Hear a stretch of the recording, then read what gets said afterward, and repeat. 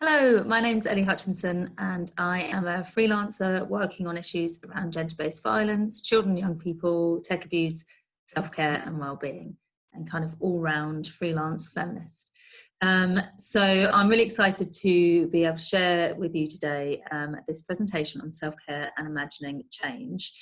One of the reasons I felt it was really important to put this together was that, of course, we're all moving through this global pandemic and all the challenges and stresses that places on us, but also as a mum and as a woman and a feminist, something that was really striking to me in a lot of the conversations about rebuilding better was the challenges in actually having space to do that work, to have mind space to be thinking in that sort of creative utopian ways when we're all faced with lots of different challenges. For some of us, that might mean that we're living in environments that aren't particularly safe for us right now. For others of us, it might mean we're living on our own, or we're living with flatmates, we're doing work in our room, we don't have work, we have caring responsibilities, we're worried and stressed out about COVID-19, we're witnessing huge rates of police violence in America and thinking about the impact that has on us in our communities in Scotland and across the UK. We're moving through an awful lot of stresses and strains on our everyday, and to be able to create space to think about, well, what kind of world could be possible after this? What do we want our places and spaces to look like? Requires self-care, and it requires a lot of space for imagination. So that's why I was really excited to put this together for you all. So the way that this is going to work is that I have my slides, which you should be able to see, and then I should just be in the corner somewhere, so I'll move myself around so it's not getting in the way of your vision. But really I'm just going to use the slides as a kind of touch point to explore some of these issues together. So that's me, that's what this is, so let's get started. So, self-care as a concept, this is a definition that I think most of us will be familiar with. So it's the actions that individuals take for themselves on behalf of and with others in order to develop, protect, maintain and improve their health, well-being or wellness. Now, nothing wrong with this definition, it makes perfect sense.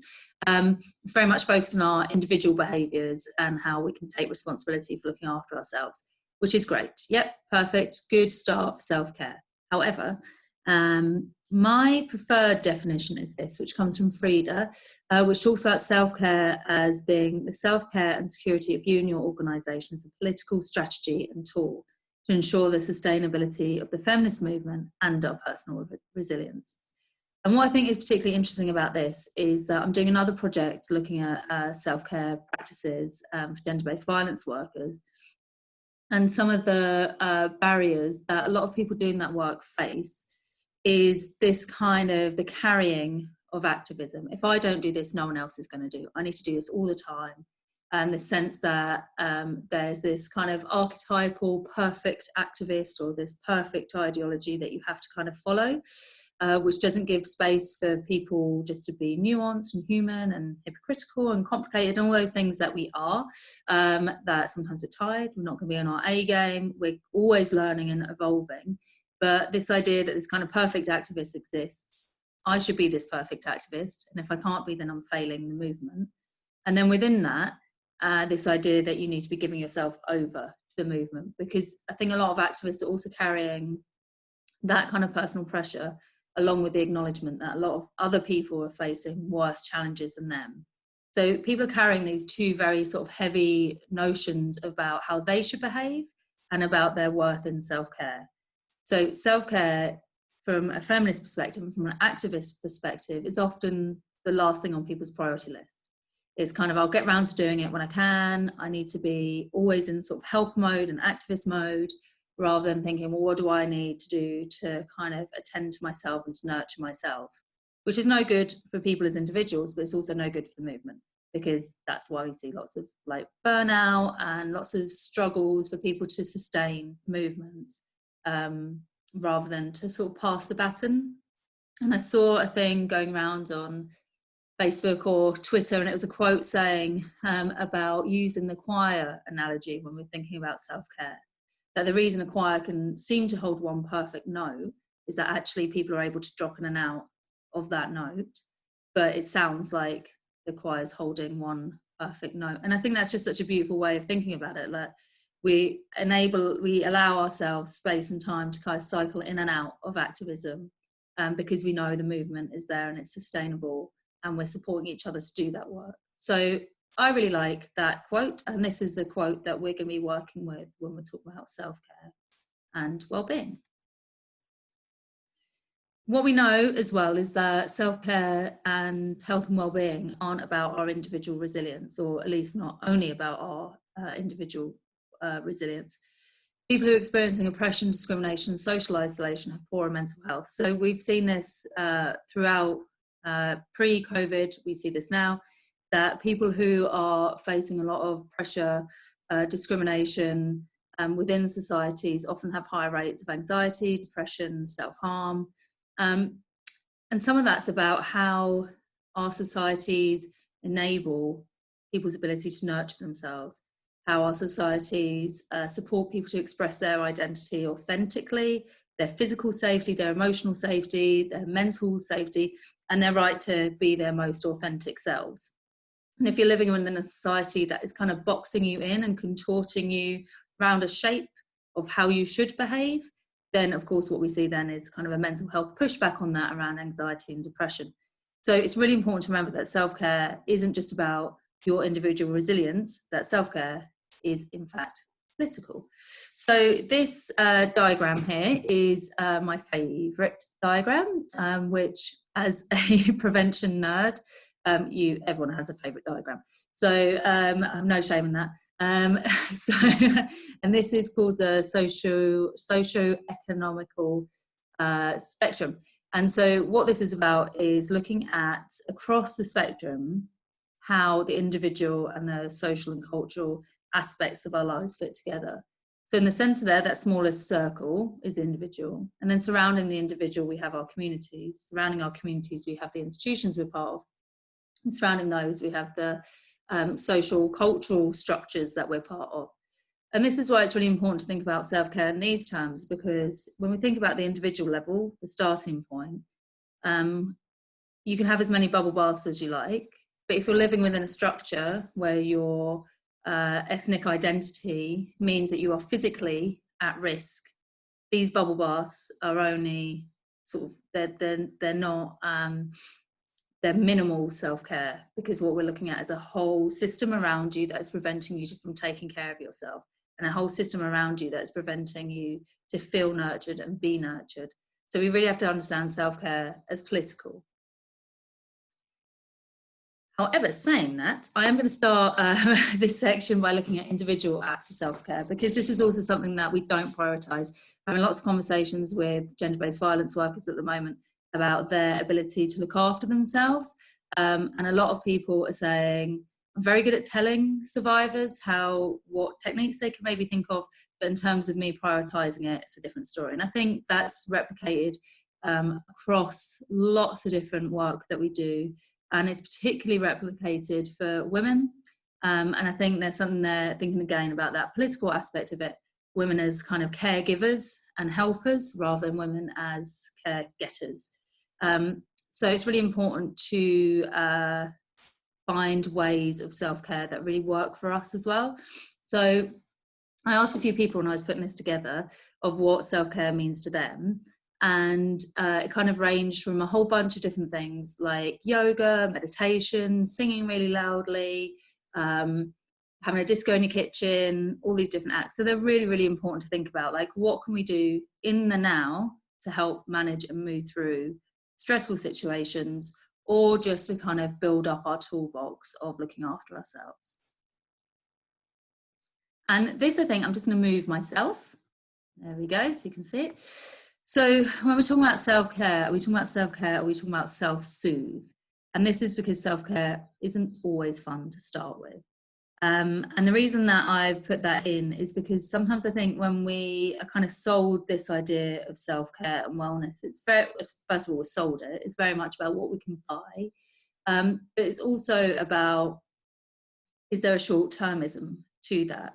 So I'm thinking here about things like, you know, staying in your PJs all day, doing nothing but binge watching Netflix, eating pizza all the time, having one glass of wine or whatever, too many, they can feel like quite caregiving things to begin with, but if we're doing that repetitively, above and beyond any other sort of form of self-care, then it might be a form of self-soothe, which might feel good in immediacy, but in terms of looking after yourself long term, might not work.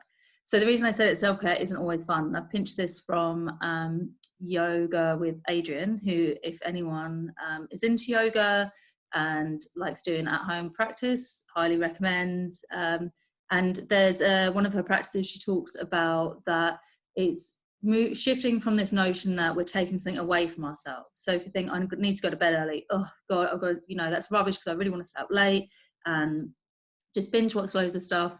So it feels like you're taking something away from yourself, but actually what you're doing is putting something back. You're nurturing yourself, you're taking care of yourself. Sometimes self-care isn't always fun to start with. It sometimes means putting boundaries on ourselves in a way that doesn't feel great. So there's that to be mindful of as well. So I have here, this is called the WellBeing Wheel. And this is something that you might see used by a lot of life coaches and people like that. So the WellBeing Wheel, I have one that I have already made. What you'll see around this, so you've got different sections: community, relationships, emotions, environment, learning, and body. And what we're thinking here, and then there's 6 points coming into the middle, you see them? Is thinking about scoring ourselves essentially across this. So how much we're attending to these needs, these different needs of ours. So how much we're attending to our need to have community, our need to have, how positive are our relationships, how are we looking after our emotions, how are we engaging with our environment, how are we learning new things, and how are we looking after our body. And what I want to make clear with this as well is that there's 6 points, but at no point are we looking to have 6s all round, because that's not a reality. And a lot of self-care is actually letting go of some of those expectations of perfection and well-being as always being ecstatic and feeling brilliant. Sometimes it doesn't. Sometimes it means like going to where you're at right now. So I've drawn a little, if you can see this. So if you have a chance to do this yourself, this is one of those good exercises to do at home. The idea is to mark yourself along those points where you sit. So the more you find that part of your life fulfilling, you can put 6, and the less that you're kind of attending to it, it's either right in the center or like a 1. And then you draw the lines around it to see what happens.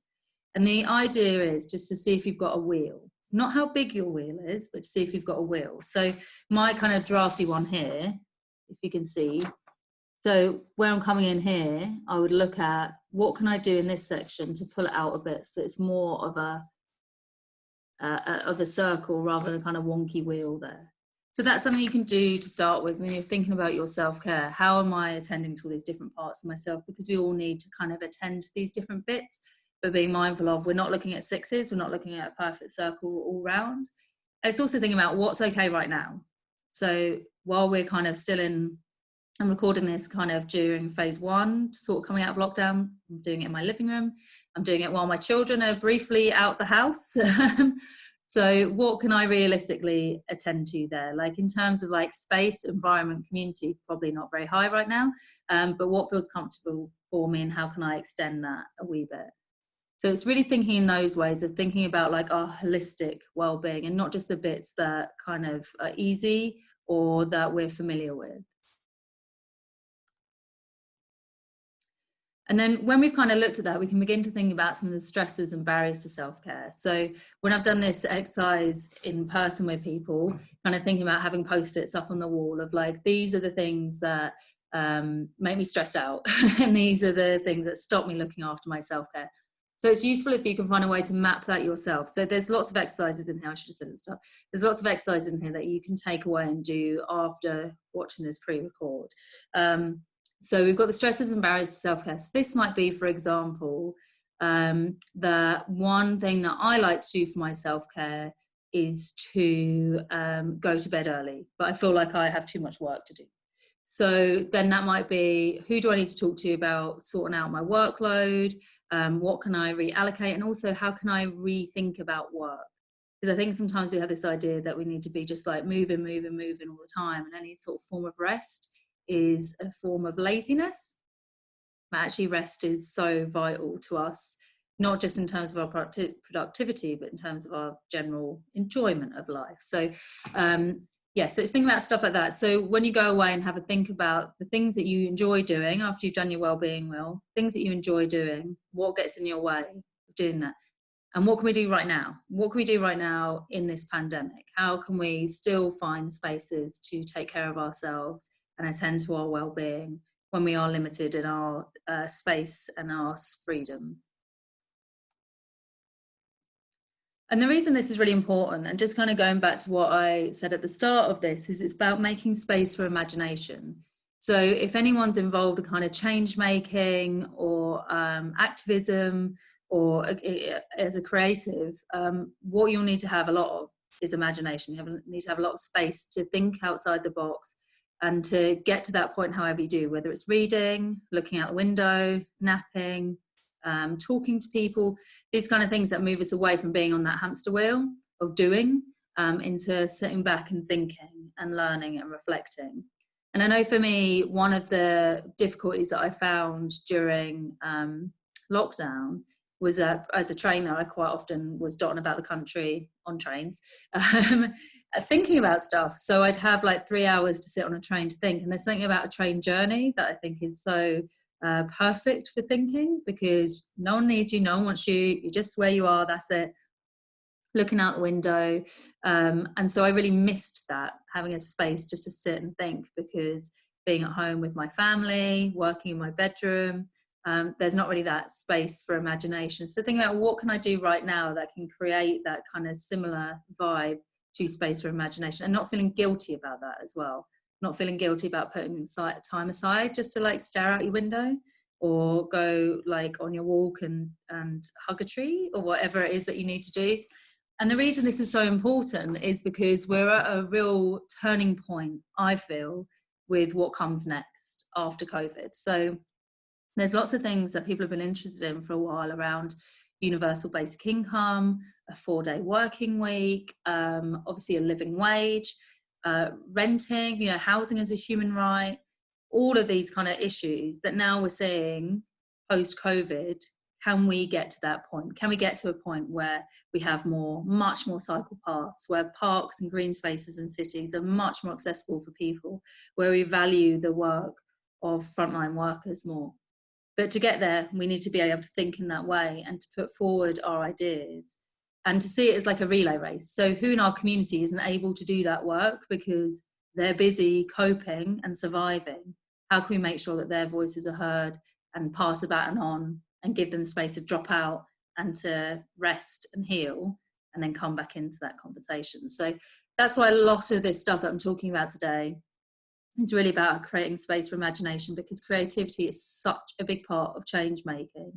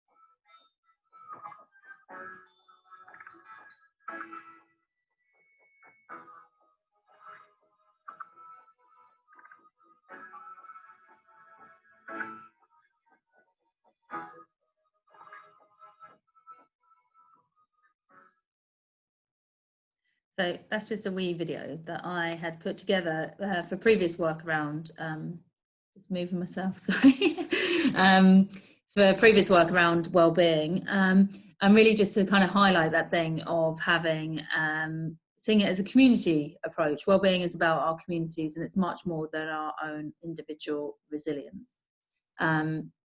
So moving and creativity, there you go, me making a video with some bears, some very happy bears. So just returning to that notion that self-care is political, and we're going to start looking at community wellness now. So here we are, community wellness as self-care. So community well-being is a combination of social, economic, environmental, cultural and political conditions identified by individuals and their communities as essential for them to flourish and fulfill their potential. And I love this, because I think it's going back again to that idea of like how we do this work as a relay race, how we create spaces for ourselves and for other people to rest and to nurture and to be nurtured by us, and for us to nurture ourselves in order to create communities going forward where we really do rebuild back better. And that's part of the issue here, right? Like, who has had the space to imagine better? And I think when we quite often look through history, we look through who has had the space to create new worlds, to write books about it, to look at policy around it. It's normally white people, and it's normally white men. And it's normally men who have wives or cleaners or people to kind of pick up the household work. And that's something to really be mindful of when we're going forward, of that we need to make sure that all of us have space to imagine better. And that if people don't physically have space to imagine better because they're coping with their own challenges, their own household responsibilities, how do we make sure that we're hearing from them and creating space for them to share their stories in a way that is truly accessible? So I guess my question to you is, if I move my head out the way, is what do you need in order to support your community to flourish? So what do you need to do to connect with people in your community to help them to flourish and to make sure that their voices are heard, to everyone in your community is able to speak about what's going on for them right now? And this is really about making space in our community, thinking about who do I need to reach out to? How do I need to talk to people? How do I want my voice to be shared as well in all of these issues? And one of the first steps of that is compassion, right? Because I think sometimes when we're in moments of crisis, we're in moments of stress, it's quite easy, right, to lose our sense of compassion for other people. So I know I've done it. I've had emails from people where I've read it as they're being really nippy and and actually they're not being nippy. It's just I'm not having a great day because of the emotional roller coaster that is COVID-19, as much as everything else. So how do we find compassion for ourselves and also for others, and to give people the benefit of the doubt? There's quite a lot of resources out there on compassion, self-compassion, but also compassion for others. And there's a really good exercise that I quite like. So it depends what you're into, really, when it comes down to self-care. Like for some people, things like meditation are awesome for them and self-reflection really work. For other people, they're much more physical, and things like going for a long run or going for a hike is better for them. So it's really finding what works for you. But in terms of like looking at how we build compassion between other people, ourselves, and within our communities, there's an exercise that's quite good, which is you can write a letter to yourself about maybe when you did something that you weren't particularly proud of. So nothing, we're not talking about digging into sort of traumatic experiences, but something where you weren't particularly proud of, where maybe you weren't as kind to somebody as you would like to be, or you made a mistake with something, is to write a letter to yourself about what happened and to think about what was going on for you that day. So it's building compassion for yourself of like, I know I made a mistake, but this is what was happening for me right now. So it's not about excusing that behavior, but it's being compassionate and kind to yourself.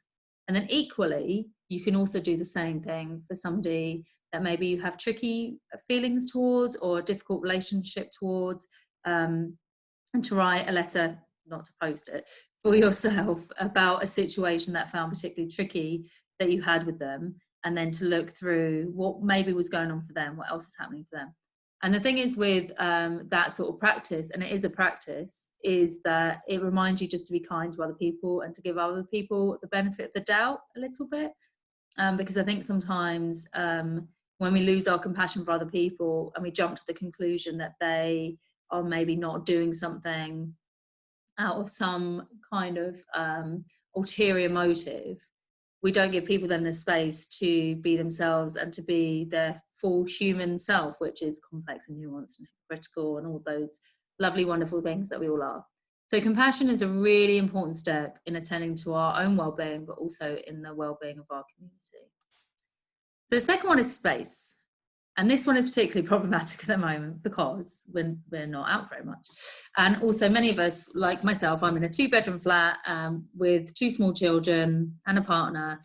Space is a bit of a premium for us right now. But it's how we create space without having physical space. And again, this is really dependent on your kind of preferred self-care methods. But I really enjoy yoga, I enjoy home yoga.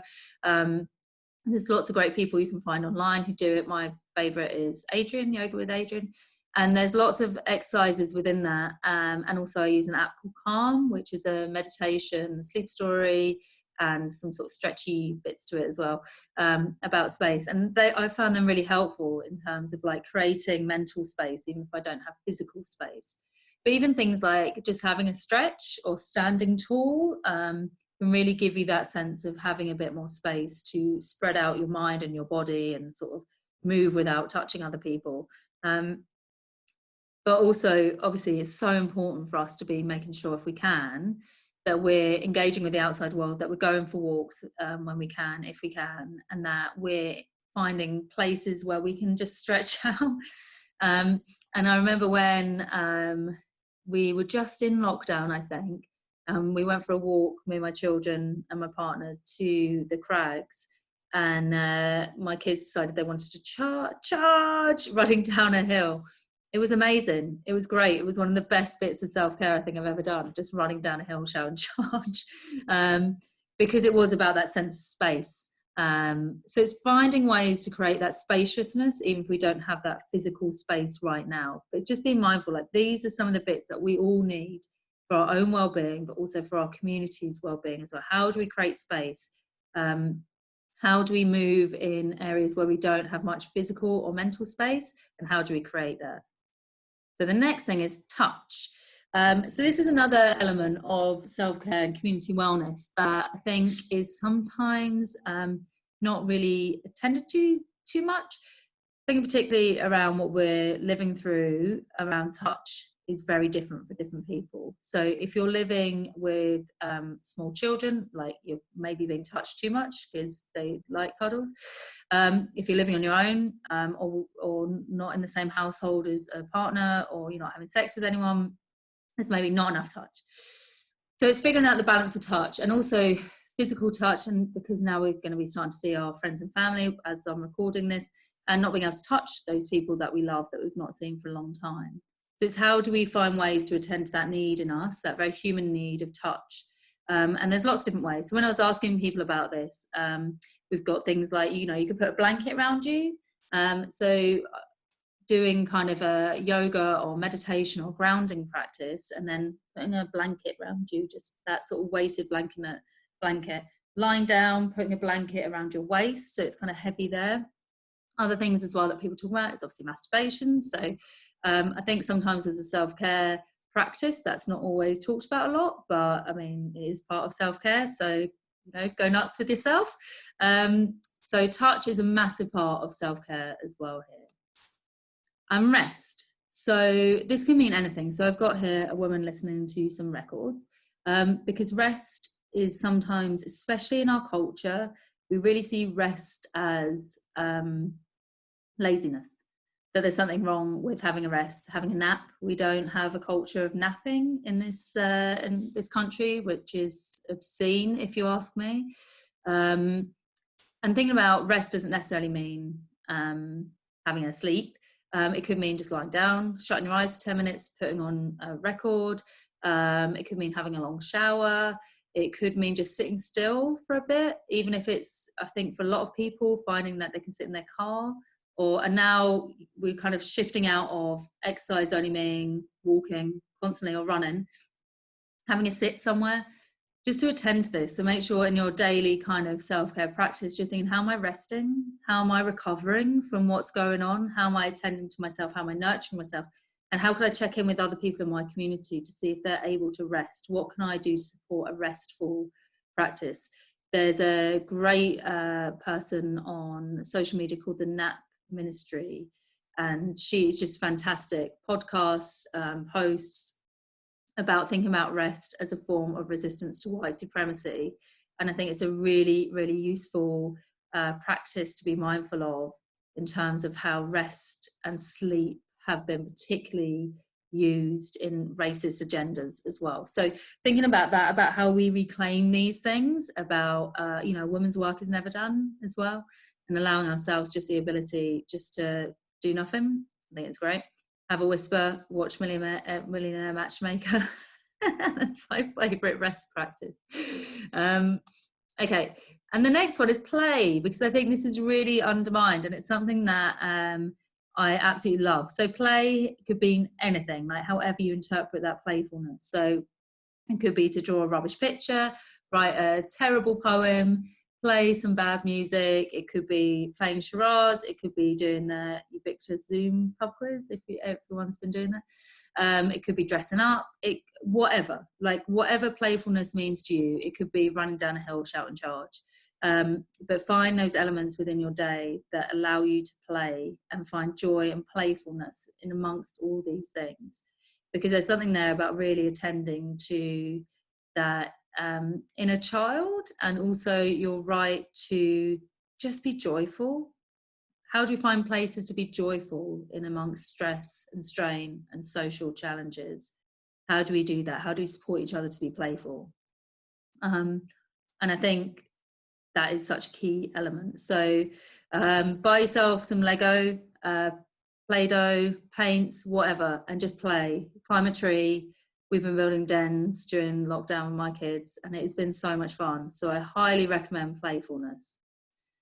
And connection. And connection can mean connecting with nature, as this woman is, the lovely ladybird. Connecting with nature, being amongst the trees, the birds, the butterflies. It could mean connecting with people in your community, your neighbours as well. These kind of activities that I think for a lot of generations is quite unfamiliar, especially if you are kind of post-Thatcher, really. The idea of being pals with your neighbours is a bit of a kind of new idea for a lot of folk, but it's something that we're definitely rediscovering anyway, and it's lovely. So connecting with your neighbours, your community, can you get engaged with your local green space, that kind of thing, like who can you connect with? So people in your locality, people online, nature, but making sure that we're connecting with other people so you don't feel so isolated and alone, which often I think self-care, when we turn to self-care, it's often the bit beyond when we needed it. It's the bit where we're already in high stress situations, where we're already, as somebody said to me, you're already off the deep end and somebody's trying to, you've already jumped into the deep end and somebody's trying to pull you back in.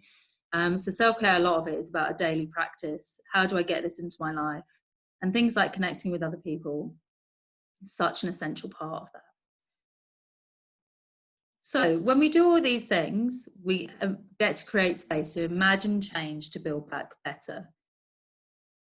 And I guess my question to you now is, let's move my face again. There we go. Is how we build back better. So what does that mean to you? What could and would our post-COVID-19 world look like? And I'm thinking here things like universal basic income, better green spaces, more spaces for play, more understanding of renters' rights or the housing market in general, maybe different forms of education, of childcare, of understanding the stresses and strains, the gendered stresses and strains on childcare, really taking care of people who are doing frontline work binning the phrase unskilled or low skilled workers because it's offensive on so many levels. There's all these things like, so how can we build back better? What would our utopia look like? What would the world look like if we could start from scratch and rebuild better? Because these conversations are happening, but are they happening with us or about us? And that's where self-care really comes into it. Because I think I said at the start, if we're too tired to imagine better, we can't be part of the conversations. So taking care of ourselves is an act of political resistance. It is an act of self-love, and it is an act of helping us to be part of these bigger conversations to create a better world once we're kind of transitioning out of this. So I guess my takeaways from this would be for you guys to go away, think about what would and could our post-COVID-19 world look like, to think about how we're sort of practicing these ideas around rest, play, connection, touch. I can't remember the other ones, but the ones I mentioned, I'll cycle back to it. How do we make sure that we're embedding that into our daily practice and making sure that we're attending to ourselves right now and not when we reach times of stress? How are we prioritising our self-care? How are we doing the relay race of community wellness? That choir note. Mixing my metaphors here. What can you do to support people in your community to be able to drop out, to rest, and then to cycle back in? So that's it. That's my brief webinar on self-care and imagining better. I hope you've enjoyed it. There's lots of great resources out there, so have a look through them. There's lots of meditation apps and websites. There's lots of resources around building self-compassion and community compassion. There's lots about connecting to our feelings, building our confidence. But I think as well about building our community is the real takeaway, I hope, from today, is reaching out to people in your community and figuring out how we can support each other, to really nurture each other, to really care in a compassionate, empathetic way with each other to rebuild back better. So thank you very much for coming along, watching me navigate Zoom. I'm just going to stop share so you can see my whole face. There we go. Yeah, so thanks very much for joining me, and I hope you enjoyed it. And yeah, if you have any questions, you can find me on elliehutchinson.com. Thank you. Bye.